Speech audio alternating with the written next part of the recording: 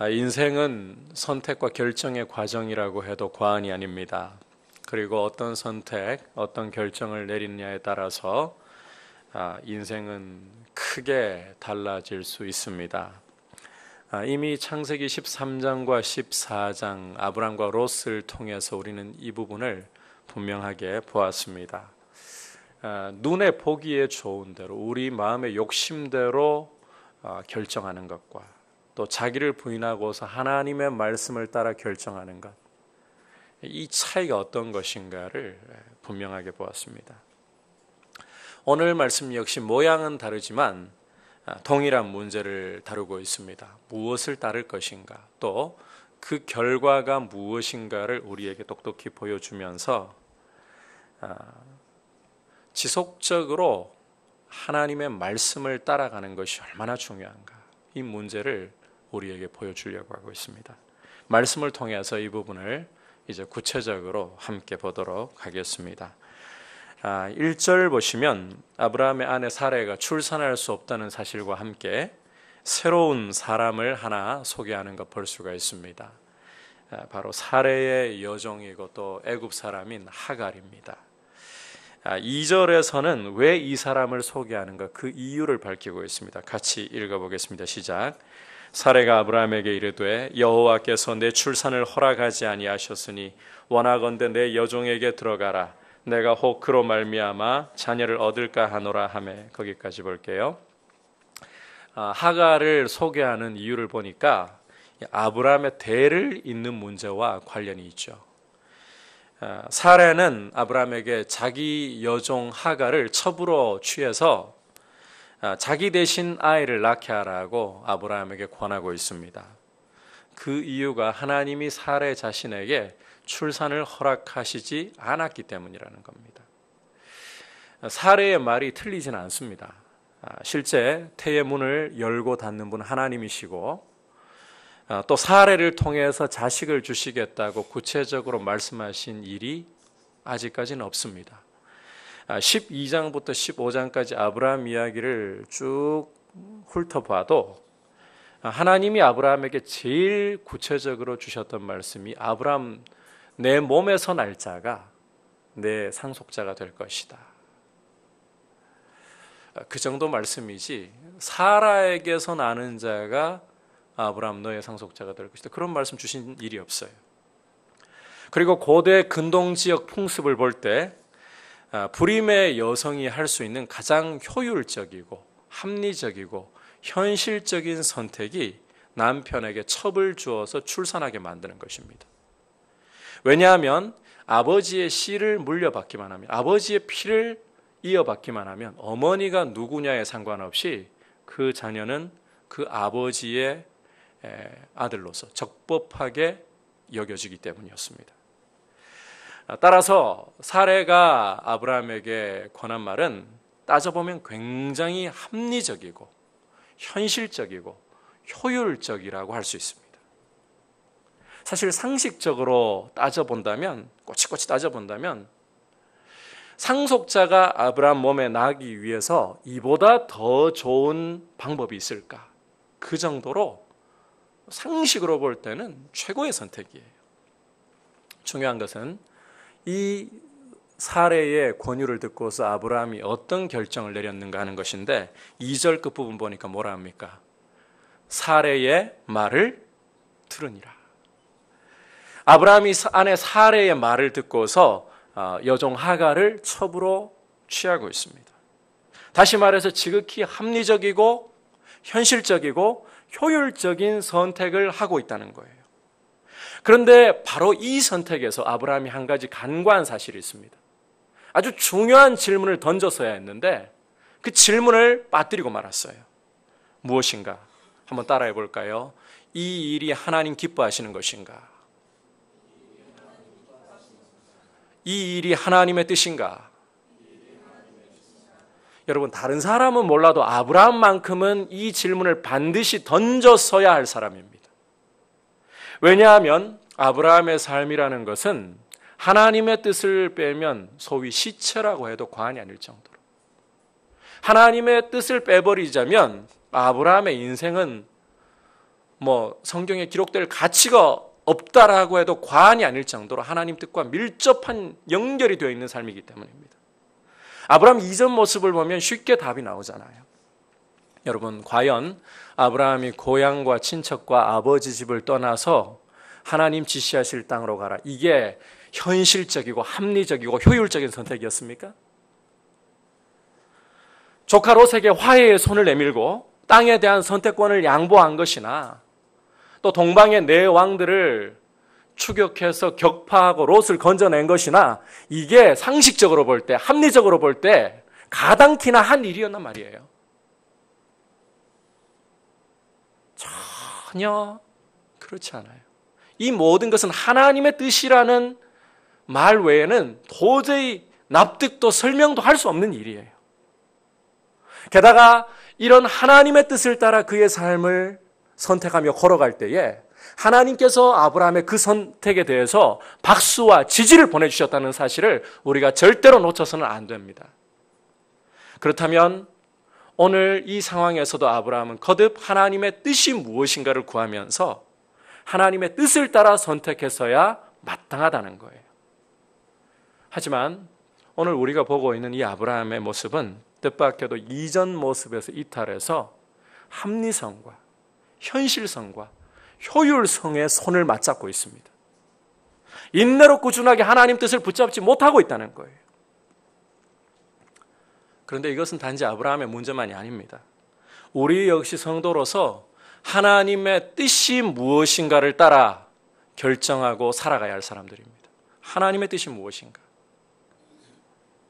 따라서 어떤 결정을 내릴 때에 우리는 이 결정이 과연 하나님의 뜻에 합치하는가? 이 질문을 항상 던질 줄 알아야 된다는 거예요. 여러분, 단지 합리적이고 현실적이고 효율적인가? 여기에 묶여 있어서는 안 돼요.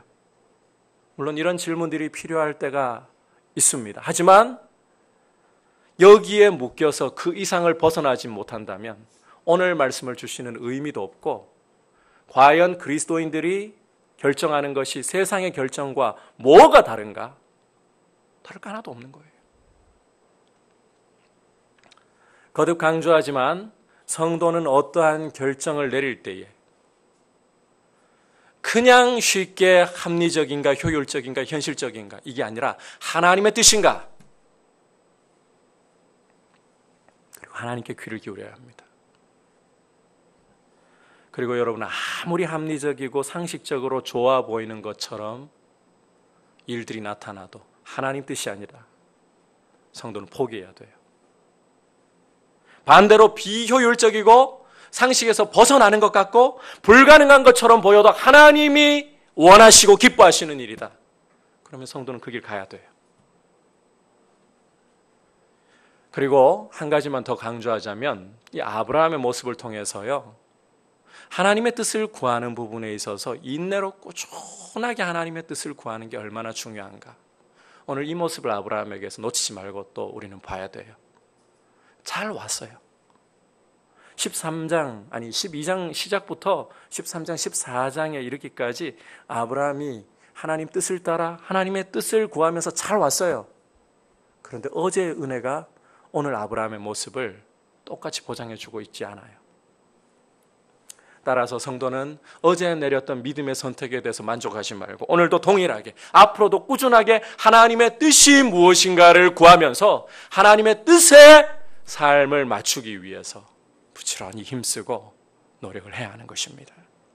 여러분, 하나님의 뜻을 묻고 그것이 하나님이 기뻐하시는 일인가? 이 질문을 따라서 하나님 앞에 서 있을 수 있기를 축복합니다. 그리고 꾸준하게, 무엇보다도 꾸준하게 하나님의 뜻을 따라 삶을 세워가면서 하나님이 보장해 주시는 삶을 하나님 앞에서 드릴 수 있기를 주의 이름으로 축복합니다. 자, 이제 계속해서 아브라함이 하나님의 말씀을 듣지 않고 사례의 합리적인 말에 귀를 기울인 결과가 어떻게 나타나는가 함께 이제 계속해서 보도록 하겠습니다.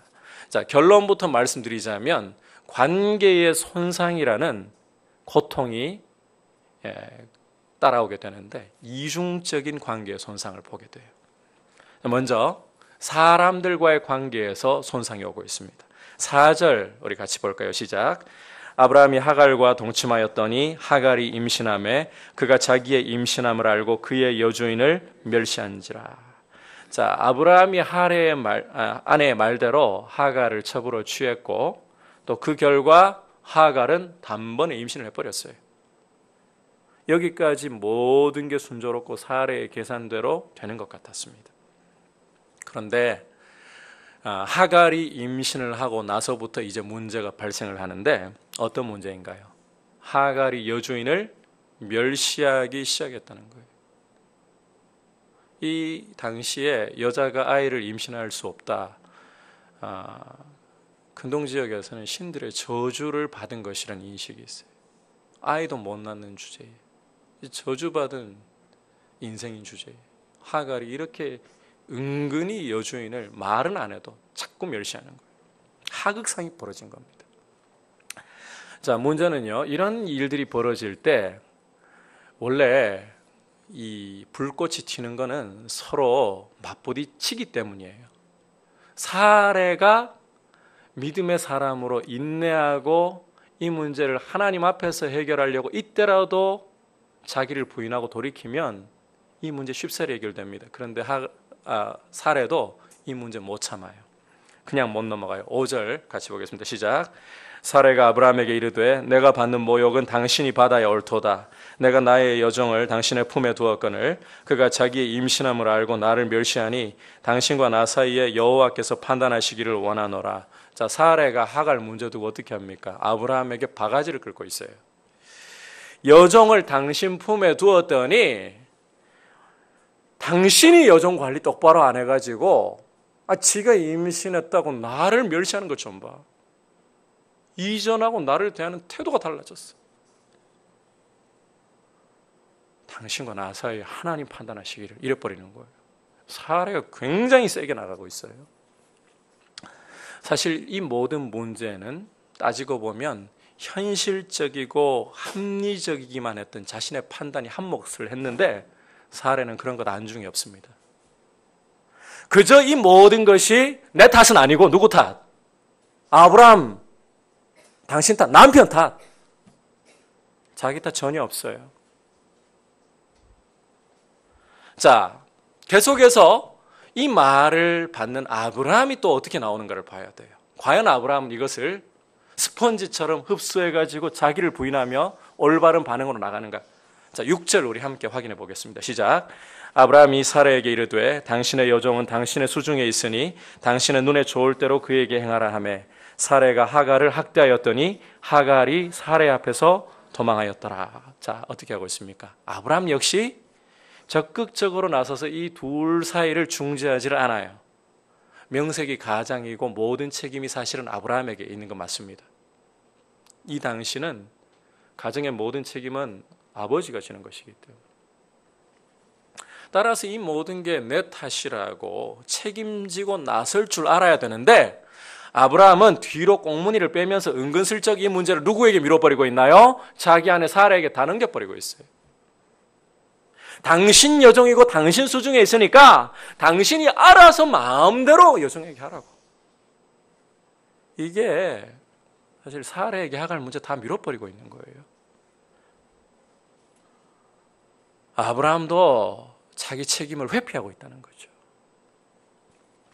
여러분, 이게 아브라함의 정상적인 모습이 아닌 게 분명한 것은 13장만 가지고 대조를 해봐도 14장만 가지고 대조를 해봐도 확연히 드러납니다.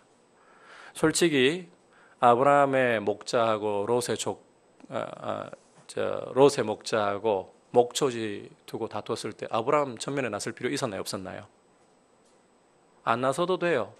하지만 그럴 때라도 아브라함 어떻게 했습니까? 모든 걸 책임지고 자기가 먼저 나서서 모든 문제 해결하지 않았습니까? 조카 롯이 포로로 끌려갈 때 뭐 어쩌겠나, 저렇게 강력한 군대들인데 안 나서도 아무도 아브라함 비난할 사람 없어요.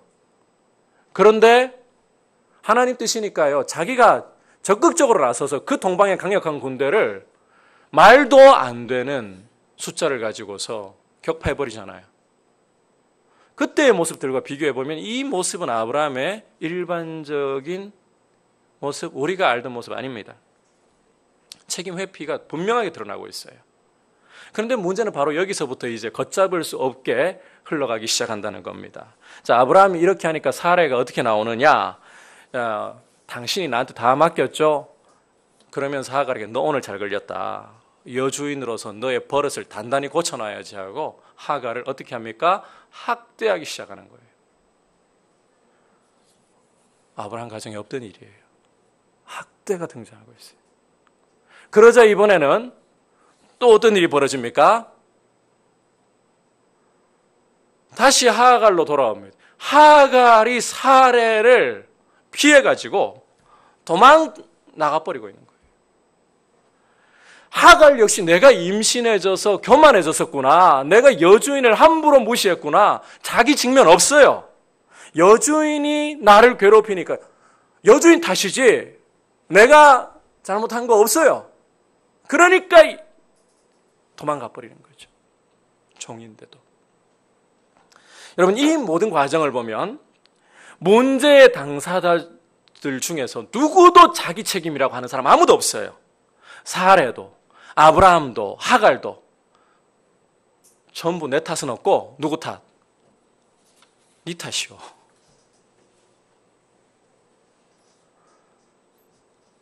그러니 부부 사이에 갈등이 일어나고 여주인이 종을 학대하는 일이 벌어지고 또 종이 집을 뛰쳐나와서 도망을 쳐버리는 이런 일이 벌어지고 결론은 서로 간의 관계에 큰 손상이 왔고 아브라함 가정에서 이런 일 아직까지 없었는데 관계에 손상이 오고 콩가루 집안이 되어버렸다는 거예요. 여러분, 이 모든 문제를 자세히 따져 들어가 보면 근본적으로 사라 탓도 있을 수 있지만 결국 아브라함이 하나님의 뜻을 묻지 않고 사례의 말을 들었던 게 근본적인 문제라고 봐야 됩니다. 합리적이고 현실적인 선택을 했는데 하나님의 뜻은 정작 저버렸던 바로 이 문제가 어떤 결과를 가져왔느냐? 가정의 불화, 학대, 도주라는 관계의 손상으로 결과를 가지고 왔다는 거예요. 하지만 이 정도가 끝이 아니에요. 진짜 심각한 것은 이제 다음 결과인데 하나님과의 관계에 문제가 생겼다는 겁니다. 자, 이 부분에 대해서는 이제 말씀 건너뛰어서 16절 우리 함께 읽어보겠습니다. 시작. 하갈이 아브라함에게 이스마엘을 낳았을 때에 아브라함이 86세였더라. 갑자기 이제 그 성경 기자가 아브라함이 하갈 통해 가지고 이스마엘을 낳은 나이를 기록하고 있죠. 왜 갑자기 나이를 기록하고 있을까? 그리고 이 부분만 봐서는 하나님과의 관계 문제 별 어려움 없는 것 같은데요. 근데 여러분, 바로 이어지는 17장 1절과 말씀을 연결해서 보게 되면 이 말씀은 완전히 달라집니다. 17장 1절 우리 다 같이 한번 읽어보도록 할까요? 시작. 아브라함이 99세 때에 여호와께서 아브라함에게 나타나서 그에게 이르시되, 거기까지만 볼게요. 자, 이 두 구절을 연결해가지고 주의해서 한번 보십시오. 자, 이스마엘 낳을 때 아브라함 나이가 몇 세라고요? 86세. 그 다음에 17장 넘어가자마자 하나님이 아브라함에게 다시 찾아오셨을 때 아브라함 나이가 몇 세라고요? 99세. 자, 이 사이에 몇 년간의 시간이 흘렀습니까? 13년의 시간이 흘렀죠. 중요한 것은 16장과 17장 이 사이가 13년이라는 세월이 흘렀음에도 불구하고 하나님과 아브라함 사이에 아무것도 없다는 겁니다. 대화도 없고 사건도 없고 하나님과 아브라함 사이에는 그저 무거운 침묵만 흐르고 있을 뿐이에요. 여러분, 이 공백을 그냥 넘겨서는 안 돼요. 13년이 침묵 속에서 흘러가고 있어요. 이게 뭐가 문제냐고요? 여러분, 하나님과의 관계에서 아무것도 없고 침묵뿐이라는 것은 성도에게 가장 두려운 일 중에 하나입니다. 왜냐하면 성도의 생명은 하나님과의 지속적이고 끊이지 않는 관계에 있기 때문이에요. 따라서 하나님과 사람 사이에, 성도 사이에서 침묵뿐이다. 이것이야말로 정말 성도가 두려워하고 겁내야 할 일입니다. 조심할 것은 행여 이런 침묵을 하나님이 내버려 두셨기 때문에, 너무 아브라함이 괘씸해가지고 그냥 방치해 두셨기 때문에 이렇게 하나님 탓으로 돌려서는 안 된다는 거예요. 여러분, 하나님은 자기의 백성을 절대로 무관심하게 내버려 두시는 법이 없으십니다. 시편 121편을 보면 시편 기자가 노래하는 것이, 이스라엘을 지키시는 자는 졸지도 주무시지 않으신다는 겁니다. 낮에 해가 상하지 않도록, 밤에 달이 전혀 해를 끼치지 못하도록 이스라엘의 우편의 그늘이 되어주셔서 주야로 영원토록 그 출입을 하나님이 놓지 않고 보호해주신다는 것입니다. 하나님은 당신의 백성에게 절대로 무심하시거나 그냥 방치하시는 일이 없으신 분이십니다. 실제 17장 1절을 봐도 누가 먼저 아브라함 찾아왔습니까? 아브라함이 하나님을 찾은 게 아니라 하나님이 아브라함에게 찾아오셨어요. 이걸 보면 침묵의 주범은 두말할 것 없이 누구이다? 아브라함이라는 거예요. 여러분, 아브라함이 86세에 본 이 아들, 늙음하게 본 이 아들에게 완전히 빠져가지고 정신을 못 차렸다는 말입니다. 매일같이 이스마엘을 자기가 끼고, 아이고 이쁜 내 새끼 하면서요, 아이에게 정신이 팔려서 하나님을 볼 겨를이 없는 거예요.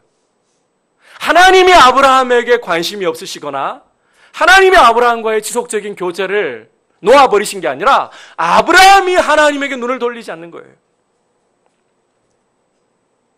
여러분, 이렇게 성도가 하나님께 눈 돌릴 겨를 없이 하나님과의 관계 실종 상태에 있다는 게 정말 무서운 거예요. 하나님을 잃어버리고서도 너무나도 정상적으로 태연하게 살아갈 수 있다. 성도에게 굉장히 두려운 것입니다. 요즘 여러분의 생활 기상도 어떻습니까? 여러분의 삶이 어떻습니까? 먹구름이 끼고 비바람이 몰아치고 있는 상태입니까? 아니면 반대로, 야, 인생에 이런 날이 또 있을까? 화창하고 맑은 하늘에 상쾌한 바람이 불어오고 있습니까? 우리는 실제적으로 이런 생활 기상도를 굉장히 중요하게 여기고요. 또 이런 생활 기상도를 만들어내는 환경에 초점을 두고 맑은 하늘, 상쾌한 바람만이 불어오기를 바랄 때가 너무 많아요. 그런데 실제 성도에게 더 중요한 것, 아니 가장 중요한 것이 무엇이냐? 하나님과의 관계의 문제입니다. 여러분, 이 하나님과의 관계야말로 성도의 영적인 건강을 보여주는 가장 중요한 지표이고, 성도를 알려면 그 사람이 하나님과 어떤 관계를 맺고 있는가? 여러분, 얼마나 많은 일을 해내고 있고 얼마나 뛰어나 보이는가, 이게 중요하지 않아요. 하나님과의 관계가 어떠하니? 이게 성도의 실체를 보여주는 지표예요. 삶에 온통 먹구름이 뒤덮고 비바람이 몰아치고 있다 할지라도, 온갖 문제 때문에 성도의 혼이 그냥 다 빠져버린 것 같다 할지라도, 이런 문제 앞에서도 하나님 앞에 엎드려서 이 문제를 가지고 하나님 앞에 의지하고 있고 하나님의 뜻을 구한다면 그 성도 걱정 안 해도 됩니다. 하나님과의 관계 안에서 그렇게 하고 있기 때문에. 하지만 아무리 삶의 맑은 날이 이어지고 이보다 더 좋은 날이 또 있을까 걱정이라면, 이런 날을 혹시라도 잊어버릴 것 같다, 그런 상태라 해도요, 하나님과 관계가 실종되어 있다면 그 성도는 위험한 상태에 있습니다. 영적으로 심각한 문제 가운데 빠져 있어요. 여러분의 삶에 먹구름이 밀려왔느냐, 화창한 하늘이냐, 그런 생활 기상도가 중요한 게 아니라 반드시 기억하십시오. 하나님과의 관계가 지금 어떻게 서 있느냐. 먹구름이 밀려와도 상관없어요. 맑은 하늘이라도 상관없어요. 하나님과 관계 안에 있다면 그 성도 염려 안 해도 돼요. 하지만 하나님과의 관계가 손상되어 있고 실종되어 있다면 두려운 거예요.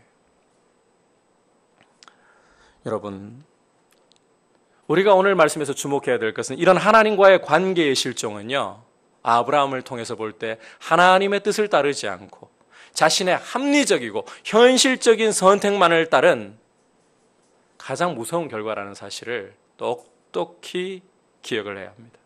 아브라함을 통해서 이 사실을 분명히 봐야 돼요.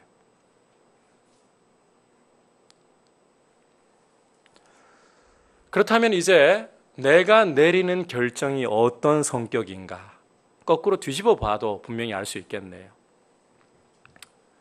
맞아요. 하나님과의 관계를 보고 내 결정을 보면, 뒤집어서 보면 내가 내린 결정의 성격을 알 수 있어요. 여러분, 어떤 결정을 내리고 난 후에 하나님으로부터 시선이 자꾸 멀어지고 하나님과의 관계가 점점 소원해지고 있다면, 하나님과의 관계가 실종되고 있다면 내가 내린 결정 하나님 뜻을 따른 것이 아닙니다. 반대로 남들 보기에 참 어처구니 없고 뭐 저렇게 바보 같은 비합리적인 결정을 내리느냐. 그래도 하나님께로 더 가까이 나아가고 있고 하나님과의 관계가 더욱더 친밀해져 가고 있다면 그 결정 실수처럼 보여도 잘 내린 거예요. 여러분, 우리가 내리는 결정이 참으로 중요한 이유가 바로 여기에 있어요. 성도의 생명이라고 할 수 있는 하나님과의 관계 문제가 바로 거기에 걸려있기 때문이에요.